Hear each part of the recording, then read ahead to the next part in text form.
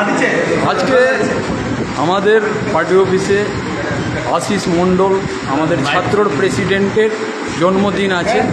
আজকে জন্মদিন পালন হলো, আপনি এই ব্যাপারে কিছু বলেন। ভালো হয়েছে, আমাদের নেতৃত্ব যারা আছে সবার জন্মদিনই পালন হয় একের পরে আজকে আমাদের ছাত্র আশিস মণ্ডলের জন্মদিন ছিল, সেটাও আমরা সবাই মিলে কেক কাটলাম এবং সবাই মিলে আগামীকাল সবাই ভোট দানে যাবে, বুথে ভোট দিতে যাবে।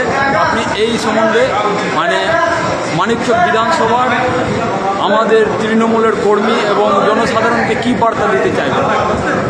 আমি 49 বিধানসভার সমস্ত মানুষকে আমি জানাবো সবাই সকাল সকাল গিয়ে ভোট দেবেন এবং মমতাদির হাত শক্ত করছে যারা বলছে